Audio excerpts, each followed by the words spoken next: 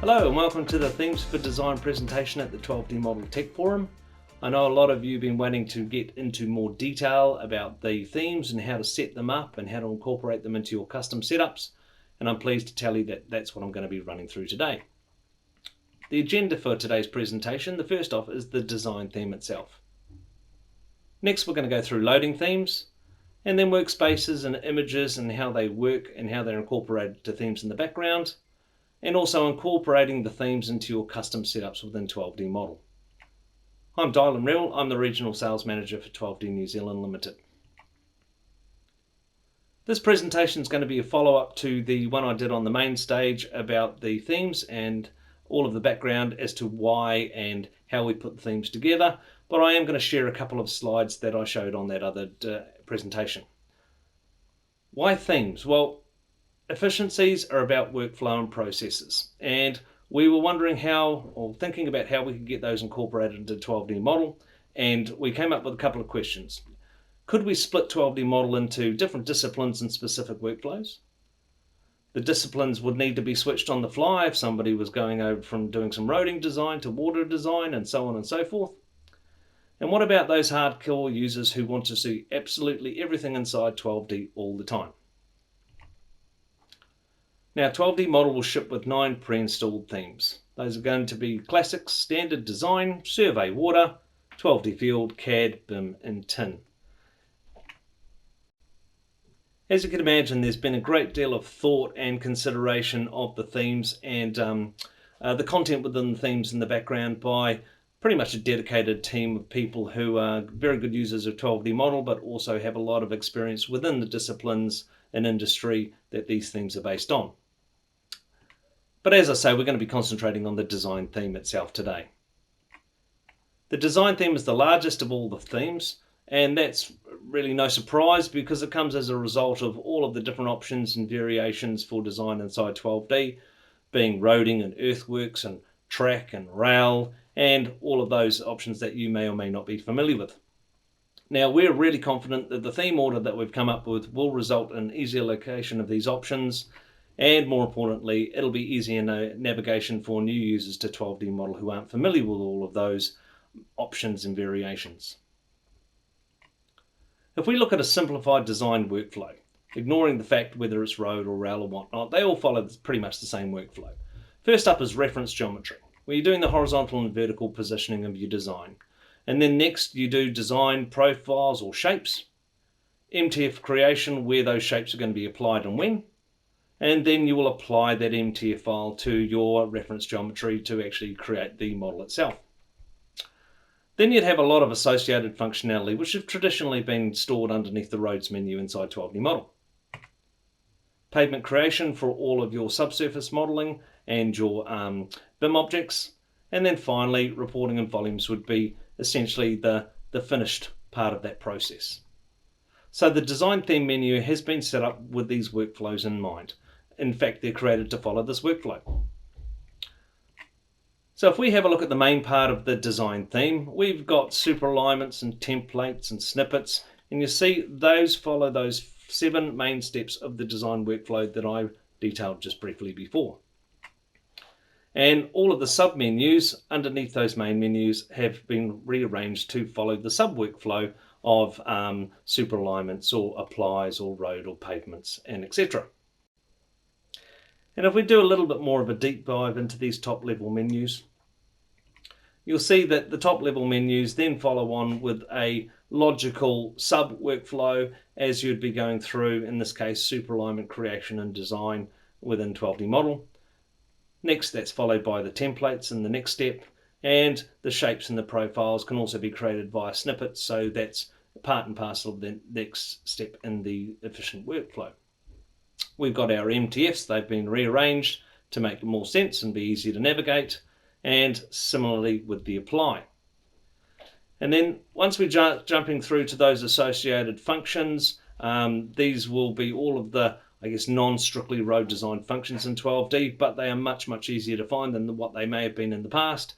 First off, we've got the design quick, which you'll probably see a presentation on, The curb returns, they have been moved up quite a few levels actually.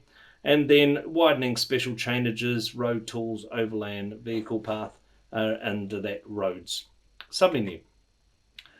Then we come to our pavement and our subsurface modelling side of things. So we've got our pavement manager and our associated pavement functions within 12D. And then the generic side tools, well, not generic, but the interdisciplinary design tools like estate slots and tracks and tunnels and structures have been moved underneath these tools menu. And finally, we came up with the, very familiar looking volumes top level menu. And another concept that we came up with, which is probably more along the lines of, the limited themes that you might be used to having them in other software applications, is the toolbars themselves. All of the individual themes, and in this case the discipline theme design, they all have their own color-coded toolbars, which the idea behind that is when you're navigating around the screen, and if you prefer to use toolbars, then it's pretty easy to identify which ones are part of the design discipline itself. Okay, getting into the detail, and I know a small proportion of you 12D tragics have been waiting for this part of the presentation, setting up the themes. First off, themes load discipline-specific menus and workspace files. So this means that the workspace is changed when a theme is loaded, including if you're loading a theme at startup. Referencing a workspace in the environment or the environment configuration is therefore overruled by the theme selection itself. But the good news is you can still easily load another workspace in session. The classic theme saves the last workspace layout, similar to what version 14 did. Adding a theme to your current customization is as simple as adding an environment override to your own company configurations with a single variable. And that variable is default theme 4D, and then you select which shipped 12D model theme file that you would like to load up based on that configuration. All of the different theme files are shipped with 12D, and so you have all sizes and all theme profiles that you can call up on that configuration or that variable. Now, images. Images are going to be managed in 5 folders that you can see on the screenshot there. Version 15 will load these images from multiple folders based on the theme size profile that you select, i.e. the small, medium, large, or extra large.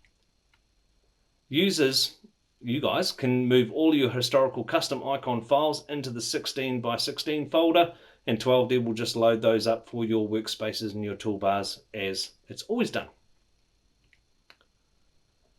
Detailed output window messages when you do load a theme will be run, so this will help you see where everything's coming from and which files are being loaded in from where. So base classic image size is 16 by 16. That's the historical size. If you load a larger theme profile, if there's no larger or matching theme icon for that size, it will just load from the base size and upscale it to suit. And the images are loaded in the standard search order, so first the project, the customer user, the user, and the setups. So you can have multiple size folders in all of these locations, and 12D will read from any or all of them, or whichever is applicable. Now, for using other workspace, you can still use any inbuilt or company workspace after the theme's loaded. So for example, if you want to see the water workspace, even though you have the design theme menus, that's absolutely no problems at all. You just use the quick access toolbar or your own method of reading a workspace, i.e. you might have a workspace coded into your own toolbar itself. But when you switch themes, it will reload the appropriate theme workspace, so you're going to get the correct layout delivered for that theme that you select. The quick access toolbar is the first toolbar in any theme.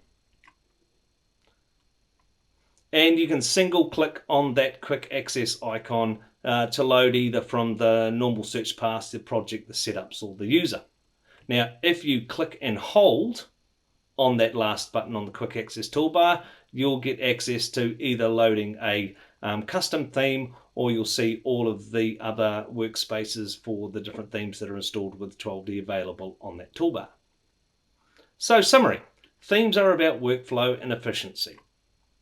They're easy to incorporate into your existing company setups, and you can use your existing custom images and toolbars no problem within the themes themselves. And loading custom workspaces after a theme load is pretty simple.